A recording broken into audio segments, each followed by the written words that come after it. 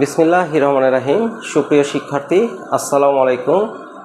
এখন আমরা যে টপিকটা নিয়ে আলোচনা করব সেটা হলো ভেক্টর ক্যালকুলাসের কাল যে টপিকটা আছে সেটা। এটা কিন্তু তোমাদের পরীক্ষার জন্য খুবই একটা গুরুত্বপূর্ণ টপিক। এখান থেকে কিন্তু তোমাদের প্রায় কোশ্চিন আসে। তো তোমরা এই ক্লাসটা শুরু থেকে শেষ পর্যন্ত যদি মনোযোগ সহকারে করো তাহলে এখান থেকে যেভাবে কোশ্চিন আসুক না কেন সেগুলো তোমরা সঠিকভাবে অ্যান্সার করতে পারবে। তো আসো আমরা এই টপিকটা নিয়ে একটু আলোচনা করি। সবার প্রথমে দেখা যাচ্ছে যে কার্ল জিনিসটা কি, এটা সবার প্রথমে আমাদেরকে বুঝতে হবে। কার্ল মানে কি? কার্ল মানে হলো ঘূর্ণন প্রবণতা। মানে একটা জিনিস ঘুরবে কি ঘুরবে না সেটা কিন্তু সম্পূর্ণ আমরা কার্লের মাধ্যমে এটা বের করে থাকি। তাহলে এই জিনিসটা কিভাবে বের করব? যে একটা যদি ভেক্টর ক্ষেত্র হয়, সেই ভেক্টর ক্ষেত্রকে যদি আমরা ডেল অপারেটরের সাথে, ধরে নাও একটা ভেক্টর ক্ষেত্র এটা হলো একটা ভেক্টর, এটার সাথে এটাকে যদি আমরা এই যে আমরা ডেল অপারেটর যেটা দেখছিলাম সেই ডেল অপারেটরের সাথে যদি ক্রস গুণন করি তাহলে এটাকেই আমরা কি বলতেছি? এটাকে আমরা কার্ল এ বলছি। মানে এর কার্ল করে দিলাম যে এটা ঘুরবে কি ঘুরবে না, মানে এই এ ভেক্টরটা ঘুরবে কি ঘুরবে না সেটা আমরা এখানে বুঝতে পারবো। তাহলে এখন এটা কিভাবে আমরা করব? যদি আমরা যখন এটা আমরা পরীক্ষার সময় যদি আমাদের আসে যে যেরকম এখানে দিছে, যেরকম 1 নম্বর টপিকটা যেটা বলছে যে এ ভেক্টরটি ঘূর্ণনশীল না অঘূর্ণনশীল, তাহলে আমাদেরকে বলেই দিছে যখনই বলবে যে ঘূর্ণনশীল কি অঘূর্ণনশীল সাথে সাথে বুঝতে হবে ওই ভেক্টরটার আমাদের কার্ল করতে হবে। তার মানে ডেল অপারেটরের সাথে ওই ভেক্টরটার আমাদের ক্রস গুণন করতে হবে।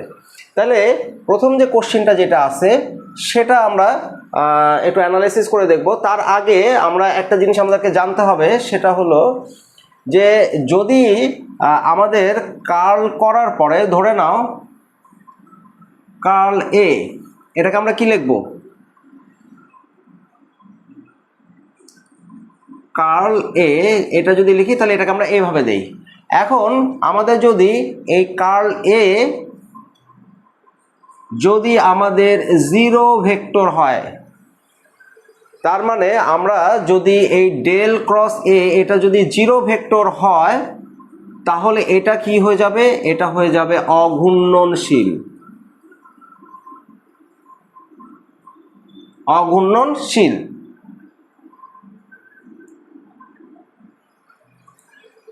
আর যদি এটা জিরো ভেক্টর না হয় তাহলে কি হয়ে যাবে? ঘূর্ণনশীল। তার মানে curl is not zero vector, তাহলে এটা কি হয়ে যাবে? এটা হয়ে যাবে হলো ঘূর্ণনশীল। ঘূর্ণনশীল। তাহলে কখন অঘূর্ণনশীল হবে কখন ঘূর্ণনশীল হবে সেটা আমরা বুঝে গেলাম। এখন এখানে নেক্সট আরেকটা কোশ্চিন বলছে সংরক্ষণশীল আর অসংরক্ষণশীল। তার মানে যখন অঘূর্ণনশীল হবে তখন এটাকেই আমরা বলবো সংরক্ষণশীল, আর যখন curl is not zero vector হবে তখন সেটা বলবো হলো অসংরক্ষণশীল। তাহলে আমরা ফর্মুলা দুটো পেয়ে গেলাম প্রথম দুইটার, যে কখন ঘূর্ণনশীল অঘূর্ণনশীল, কখন সংরক্ষণশীল আর কখন সংরক্ষণশীল হবে না, সেই জিনিসটা আমরা এই ফর্মুলা এখানে পেয়ে গেলাম। তো আসো আমরা এই যে একটা প্রবলেম এখানে দেখতেছি এটাতে দেখি যে এই ভেক্টরটা আমাদের ঘূর্ণনশীল হবে কি হবে না। তো এটার জন্য আমরা একটু এটা প্রবলেমটা সলভ করে ফেলি। তাহলে এটা কিভাবে করব?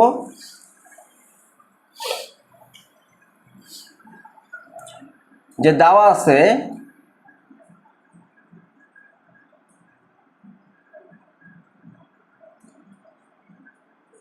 a 3xyzi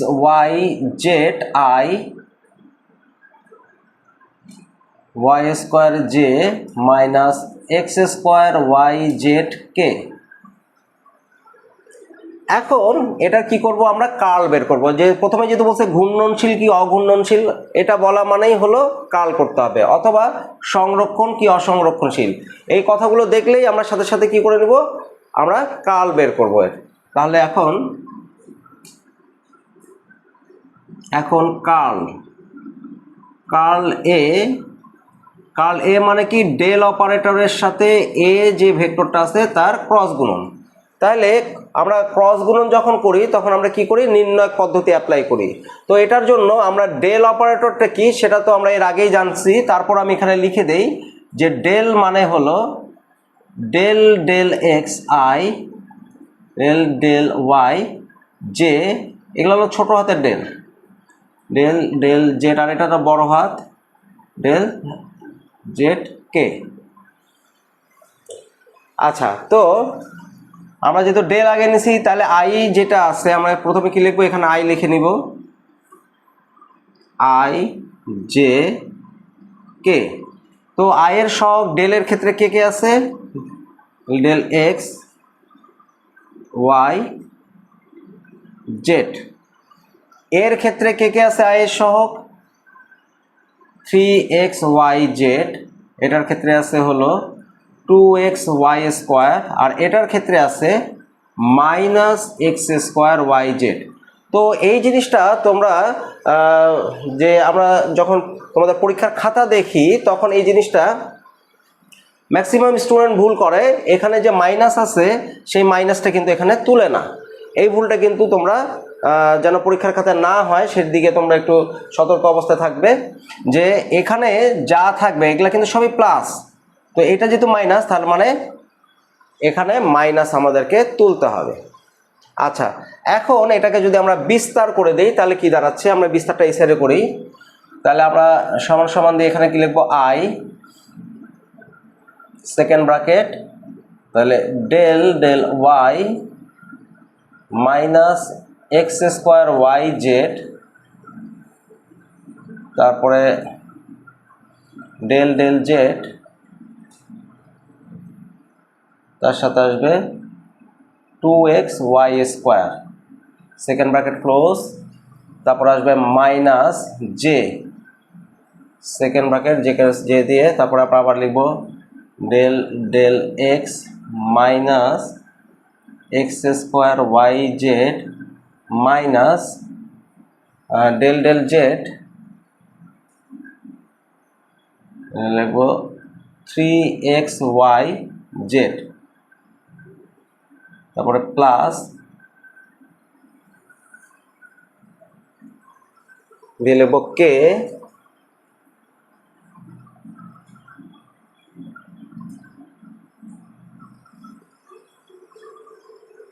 এর ক্ষেত্রে হবে হলো del del x 2xy² minus del del y 3xyz। এখন এগুলো আমরা কি করব, পার্শিয়াল ডিফারেন্সিয়েশন করব। তো পার্শিয়াল ডিফারেন্সিয়েশন করলে আমাদের পার্শিয়ালে কি হয়, এখানে আমাদের অপারেটরের সাথে যেটা মিল খাবে শুধু সেটাই ডিফারেন্সিয়েট হবে, বাদবাকি যেগুলো থাকবে সেগুলো কি আছে, ধ্রুবক হিসাবে কাউন্ট হবে। তাহলে এখানে দেখো ওয়াই ওয়াই মিলে গেছে, বাদবাকি -x²z যেটা আছে সেটা কি ধ্রুবক হিসাবে বাইরে হয়ে আসবে, আর ওয়াইকে ডিফারেন্সিয়েট করলে কত হয় 1। তাহলে এখানে আমরা পেলাম x-x²z। এখানে দেখো জেড আছে, এখানে কিন্তু জেড নাই, তাহলে জেড না থাকলে কি হবে, সেটা কনস্ট্যান্ট হিসাবে কাউন্ট হবে এবং এটা কি হয়ে যাবে, যখন আমরা ডিফারেন্সিয়েট করব তখন কি আসবে, 0 হয়ে যাবে। তারপরে এখানে দেখো যে এখানে এক্স আছে, এখানে x² আছে। আচ্ছা, তাহলে ওয়াই জেড এখানে ধ্রুবক, তাহলে x² ডিফারেন্সিয়েট করলে কত আসবে, 2x, তাহলে এখানে সামনে মাইনাস আছে, তাহলে -2xyz। এখানে দেখো জেড আছে, তারপরে 3xy, এটা হলো আমাদের কনস্ট্যান্ট, তাহলে 3xy বাইরে বের হয়ে আসলো, আর জেডকে ডিফারেন্সিয়েট করলে হয় 1, তাহলে এটা কমপ্লিট। এখানে দেখো কে তে আমাদের কি আসতেছে, এক্স আছে, তাহলে এখানে কি হবে 2y², আর এখানে ওয়াই আছে, তাহলে কি হবে মাইনাস, এখানে 3xz কনস্ট্যান্ট বাইরে বের আসবে, আর ওয়াইকে ডিফারেন্সিয়েট করলে হয় 1, তাহলে কি হবে 3xz। এখন এটা তাহলে কি দাঁড়াচ্ছে minus X square Z I, এখানে যদি আমি মাইনাস কমন নিই তাহলে কি হচ্ছে প্লাস 2xy জেড মাইনাস মাইনাসটা প্লাস, যেহেতু আমি মাইনাস কমন নিচ্ছি তাহলে এখানে 3xy, আমরা একক ভেক্টরগুলোকে পাশে লিখতেছি, আর এটা কি হচ্ছে plus 2y square minus 3xz কে। তাহলে আমাদের কার্ল এ যেটা আসলো সেটা কিন্তু জিরো ভেক্টর হলো না, সেটা আমাদের জিরো ভেক্টর হলো না। যা আর যদি জিরো ভেক্টর না হয় তাহলে সেটাকে আমরা কি বলবো, সেটা হয়ে যাবে অঘূর্ণনশীল, অথবা কি হয়ে যাবে যদি জিরো ভেক্টর না আসে তাহলে কি হবে ঘূর্ণনশীল। আর যদি এখানে যেহেতু জিরো ভেক্টর আসেনি তাহলে আমরা এখানে কি লিখবো, যে এখানে curl A is not zero vector. আচ্ছা, এটা একটা বলে নেই, তোমাদের পরীক্ষার সময় যে ভুলটা তোমরা ম্যাক্সিমাম তোমাদের কাছ থেকে হয়, তোমরা কি লিখো যে কার্ল এ জিরো। এখন তোমরা যদি এটাকে জিরো লিখো তাহলে এটা তো হয়ে গেল স্কেলার কোয়ান্টিটি। তো আমরা এটা কি করতেছি, ক্রস গুণন, মানে কি ক্রস গুণনের রেজাল্ট কি হয়, ক্রস গুণনের রেজাল্ট হয় ভেক্টর রাশি। তাহলে এইটার গুণফল কিন্তু সব সময় হবে ভেক্টর। এই যে দেখো, এটা যখন আমরা গুণ করছি, গুণ করে কি সব ভেক্টর পাইছি, তাহলে এর রেজাল্টও কি হবে সবসময় ভেক্টর হবে। তো তুমি যদি কার্ল এ যদি জিরো লিখে দাও তাহলে কিন্তু এটা ভুল হয়ে যাবে, এটা কিন্তু তোমাকে এভাবে লেখা যাবে না, তোমাকে কিন্তু অবশ্যই জিরোর উপরে ভেক্টর চিহ্ন দিতে হবে, তার মানে নাল ভেক্টর তোমাকে কিন্তু এটা লিখতে হবে। তুমি যদি কার্ল এ দিয়ে জিরো লিখো তাহলে কিন্তু এটা ভুল। তাহলে আমরা কি লিখবো, কার্ল এ এখানে দিয়ে দিব হলো ইজ নট জিরো। তাহলে জিরো না যেহেতু, তাহলে এটা কি হবে ঘূর্ণনশীল হবে।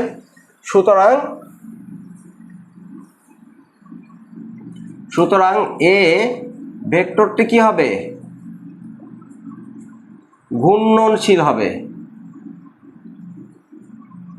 ঘূর্ণনশীল হবে। অথবা তোমাকে যে যেটা বলছে সংরক্ষণ না অসংরক্ষণশীল, তাহলে এটা কি লিখবা, অথবা অসংরক্ষণশীল, সংরক্ষণশীল হবে না, এটা অসংরক্ষণশীল হবে।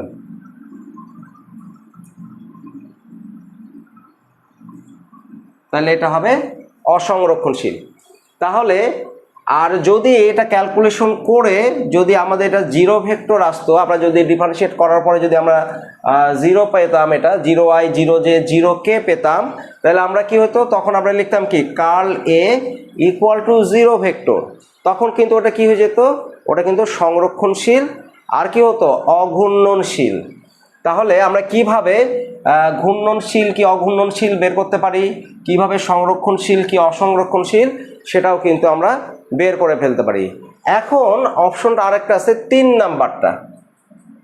3 নাম্বারটা কিভাবে করব, বললো যে এত বিন্দুতে কার্ল এ কি ধরনের, মানে কার্লটা কি ধরনের বলতে বুঝাইছে এটা কয় মাত্রিক, এটা কি এক, আবার কি ধরনের বলতে এটাও বোঝায় যে এই বিন্দুতে তুমি কি সেটা জিরো পাচ্ছ কি জিরো পাচ্ছ না, মানে ঘূর্ণনশীল কি অঘূর্ণনশীল সেটাও বোঝাচ্ছে। মানে এখানে আমরা অনেক কিছু এখানে দেখতে পাবো। তাহলে আমরা সবার প্রথমে এই বিন্দুতে যে কার্ল এ যেটা আছে সেটা আগে বের করে নিই। তাহলে এই যে টপিকটা সেটা আমরা কি আমাদের যে 1 আর 2 নাম্বার যে অপশন ছিল সেই 2 নাম্বার অপশন আমরা এখান থেকে করে ফেলতে পারলাম। এখন 3 নাম্বার অপশনটাতে আসি। তাহলে 3 নাম্বারে কি কি করব, এটা এখন লিখবো। এখন আমরা 3 নাম্বার অপশনটা করতে গেলে আমরা লিখবো হলো যে 1 - 1 বিন্দুতে কার্ল এ, তাহলে এগুলা কি এক্স ওয়াই এবং জেড এর মান। তাহলে এক্স এর মান কত 1, তাহলে এখানে তো মাইনাস আছেই, তাহলে 1 স্কোয়ার ইন্টু জেড এর মানও 1, তাহলে এখানে ইন্টু আই, তারপরে প্লাস, এখন 2 ইন্টু এক্স এর মান হলো 1। আচ্ছা আমি একটু বড় করে লিখি, হ্যাঁ, তাহলে এত বিন্দুতে কার্ল মাইনাস এক্স এর মান হলো 1 তার উপরে স্কোয়ার ইন্টু জেটের মান হলো 1 ইন্টু আই, তারপর আছে প্লাস। এখন এইখানে 2 আছে, 1 হলো 1, তারপরে ওয়াই হলো -1 আর জেড হলো 1 প্লাস 3 ইন্টু 1 ইন্টু -1। এখন x1 y হলো -1, ঠিক আছে, কমপ্লিট। এটা হলো জে। এরপরে প্লাস কে যেটা আছে সেটা হলো 2 ইন্টু -1, ওয়াই মানে হলো -1, তারপরে এখানে 3 ইন্টু 1 ইন্টু 1 কে। তাহলে এটা ক্যালকুলেশন করলে আসতেছে হলো আমাদের -1², তাহলে -i প্লাস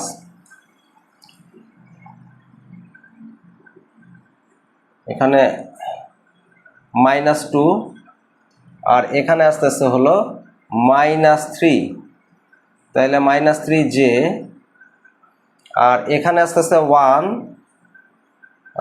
প্লাস হয়ে গেল ওয়াই স্কোয়ারের কারণে, তাহলে এখানে আসতেছে 2 -3 কে।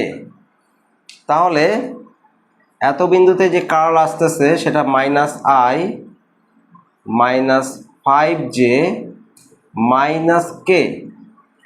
এখন কথা হলো এত বিন্দুতে যে কার্ল আসলো সেটা কি 0 আসলো? তাহলে কি ধরনের যদি বলা হয় তাহলে এটাও কিন্তু 0 না।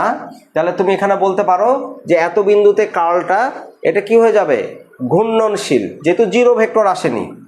যদি 0 ভেক্টর আসতো তাহলে ঘূর্ণনশীল। এখানে আরও একটা তোমার হলো এখানে তুমি আরেকটা জিনিস বলতে পারো, সেটা হলো কি ধরনের বলতে, এটা হলো এটা কয় মাত্রিক, এটা আমাদের কয় মাত্রিক, আমাদের যে রেজাল্ট আসলো সেটা কয় মাত্রিক। তাহলে এখানে দেখো আই আছে, জে আছে, কে আছে, তাহলে এত বিন্দুতে কার্লটা কি হয়ে যাবে? ত্রিমাত্রিক, তাই না? আই জে কে যেহেতু আছে, আই জে কে যেহেতু আছে তাহলে ত্রিমাত্রিক। আর যদি এটা ক্যালকুলেশন করে রেজাল্ট পেয়ে যদি আমরা যদি আই পাইতাম আর বাদ বাকিগুলো যদি 0 হয়ে যেত তাহলে কি হতো? একমাত্রিক। শুধু যদি আই আর জে পেতাম, কে যদি না থাকতো 0 হয়ে যেত, তাহলে দ্বিমাত্রিক। যেহেতু আই জে কে তিনটাই পাইছি তাহলে আমরা কি লিখবো? ত্রিমাত্রিক। তাহলে এখানে কি লিখবো? যে 1 -1 বিন্দুতে কার্ল এ ঘূর্ণনশীল এবং ত্রিমাত্রিক। ঠিক আছে, এটা কি ধরনের যেহেতু বলছে তাহলে এটা কি ধরনের হবে? এত বিন্দুতে এটা হবে ঘূর্ণনশীল এবং ত্রিমাত্রিক। তো এইভাবেই তোমরা খুব মানে সহজেই এই জিনিসগুলো সঠিকভাবে অ্যান্সার করতে পারবে। আর এভাবে অ্যান্সার করলে তোমরা কিন্তু পরীক্ষার খাতায় একদম ফুল মার্কস পাবে। তো আশা করি এই জিনিসগুলো তোমরা আজকের যে ক্লাসটা আমরা করলাম সেটা খুব ভালোভাবে তোমরা বুঝতে পেরেছো। এভাবে তোমরা যদি এই জিনিসগুলো পরীক্ষায় আসে, এর বাইরে সাধারণত কোশ্চিন হয় না, এর মধ্যে থেকেই সব কোশ্চিন হবে। তো এভাবে তোমরা যদি সুন্দর করে অ্যান্সার করে দিতে পারো তাহলে তোমরা একেবারেই ফুল মার্কস পাবে ইনশাল্লাহ। তো আজকে এই পর্যন্তই, সবাই ভালো থাকো, আল্লাহ হাফেজ।